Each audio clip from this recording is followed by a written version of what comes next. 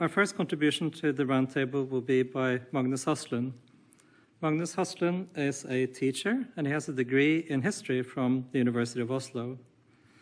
He's also an actor and a movie director, and one of his more remarkable roles is playing a Viking prince in the Icelandic 1991 cod western, The White Viking.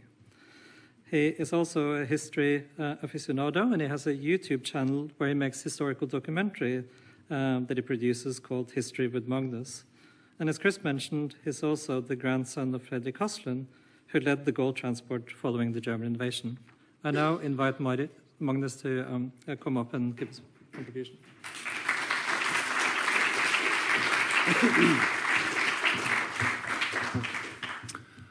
Hello, Essex University. Thank you for inviting me.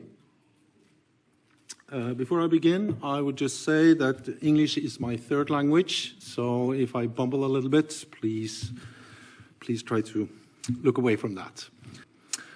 Before I became a teacher, I worked in the movie and television business in Norway for 17 years, first as an actor, and later as a writer and a script editor.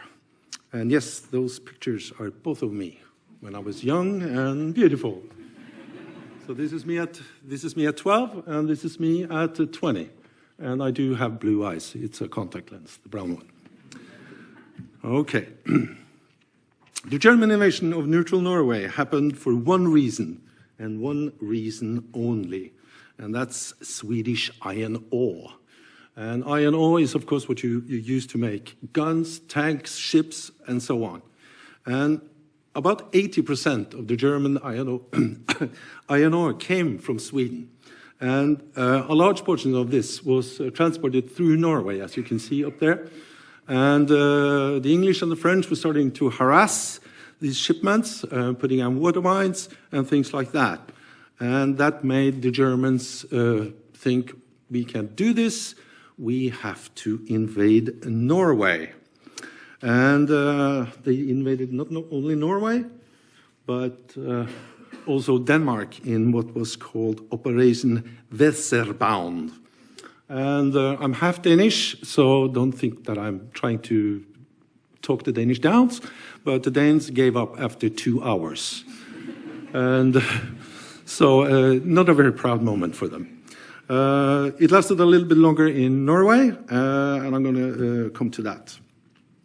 The main target of the German invasion force was the Norwegian government, the Norwegian king, and the Norwegian gold reserve. And the gold reserve is basically what you, in that time, based your economy on. And this was a huge load. It was almost 75 tons of gold that was in this vault. And they had a own task force that was going to go to the Bank of Norway to do this. But they encountered problems. When they started the invasion, the Germans was a bit arrogant. They knew that when they were taking Oslo, there was a fortress called Oscarsborg, and this was manned with 4 big cannons.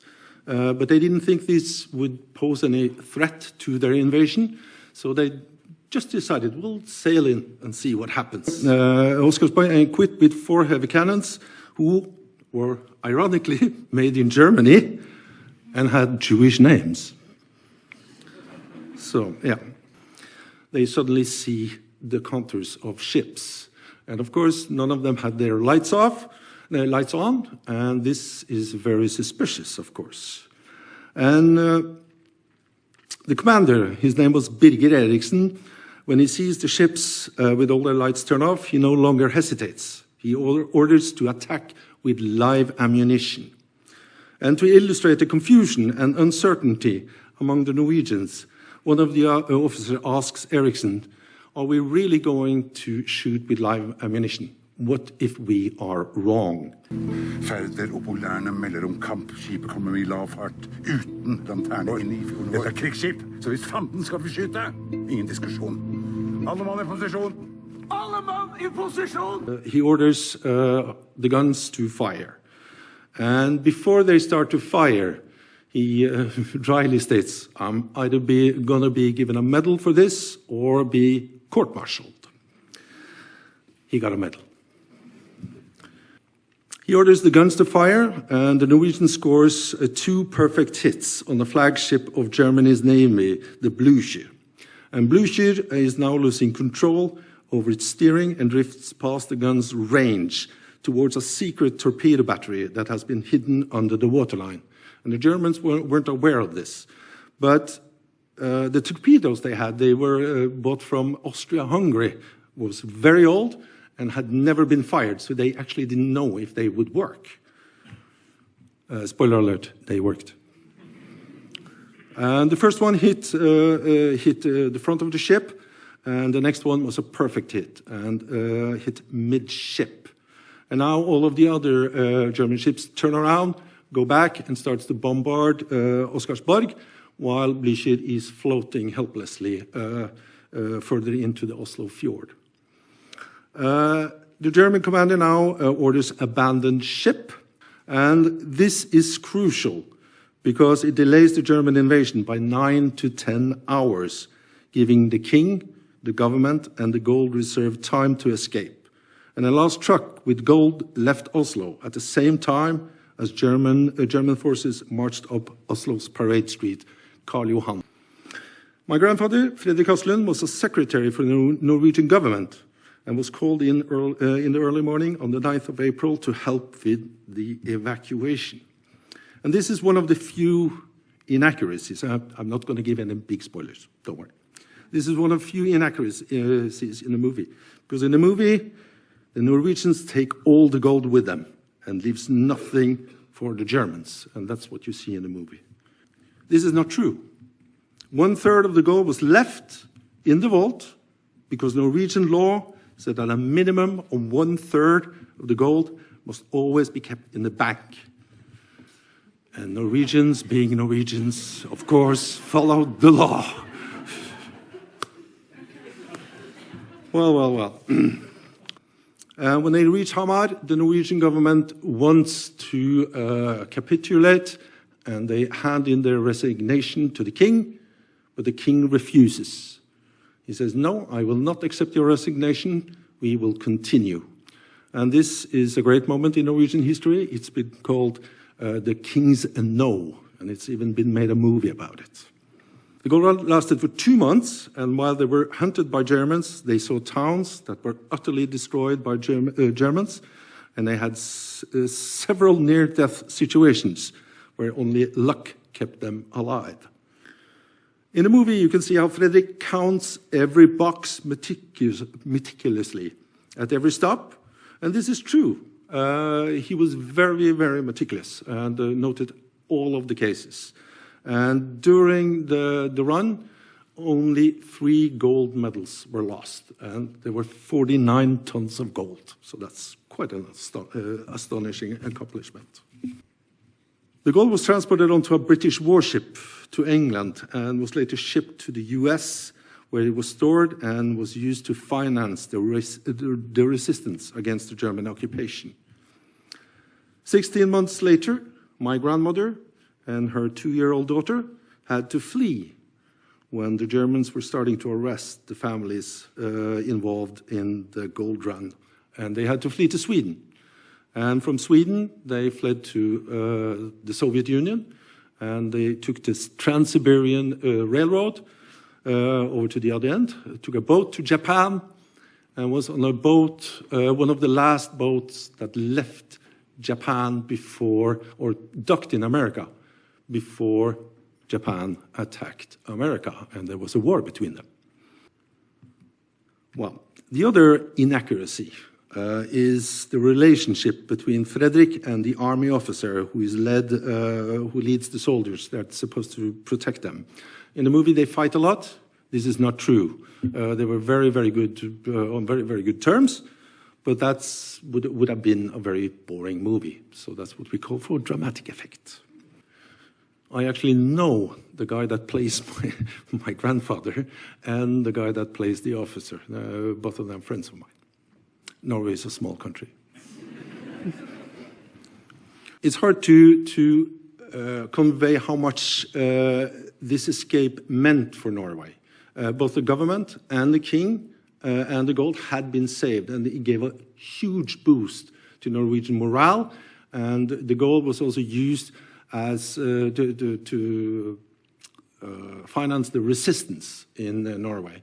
And Norway's resistance is, of course, very famous, except for the French, always the French. And participated in many important operations. The most notable is, of course, the sinking of a ferry that the Germans used to carry something called heavy water. And heavy water is I don't know exactly what it is, but it's something you can use to make an atomic bomb. And this was going to be Hitler's first atomic bomb. And it was a Norwegian operation that stopped this. It sank the ship, and the ship went down to the bottom of the lake. And of course, now they didn't have any heavy water left. They also blew up the factory that made this, which has also been made a movie of. And we are very, very proud of this in Norway. Other things about the German invasion was that this was the first time Germany lost a battle in World War II. That was in Narvik, and that's where the gold was shipped from in Norway. So it was a big morale booster for the Allies, and it was the opposite for the Germans. But my grandfather was a secretary for the government. He was not important. He was nobody. And the way he got the job, if you can call it that, to save the Norwegian gold, that is very accurate, how it's portrayed in the movie. That was actually how it happened. Jeg spør deg ikke om dette som en venn. Jeg ber deg ikke om en tjeneste her, det er en ordre. Du får her på oppdraget å lede transporten av norske statsgullbåndene.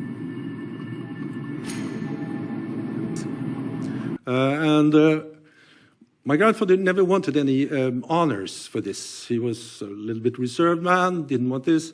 So the most famous person in Norway connected to this is actually a poet that was part of this.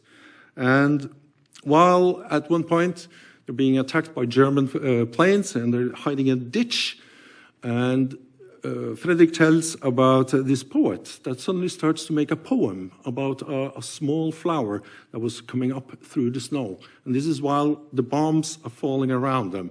And my grandfather concluded that it was a very good poem, and it also helped him be a little bit less nervous. And as I said, I've worked in the movie business. I've written scripts. I've been script editor. So I thought, I'll write my grandfather's story. And when I've been working here for 3-4 months, I got a phone call. And that was a guy that said, I heard you're writing a script about the gold run. Please don't do that. I have already written one. And it became a story of pride, something we did good, something we did well, something we could be proud of. Yeah, and these are the two actors. They're both friends of mine. And the one to the right, I play board games with. And he hates losing.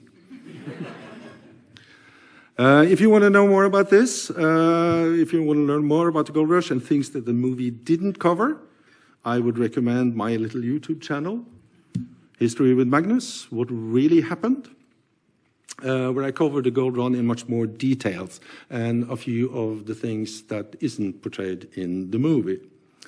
So I hope you will check that out, and I'm assuming that I will have 1,000 new views tomorrow. And if you have any questions, I will try to answer them as well as I can later when we do the question things. Thank you.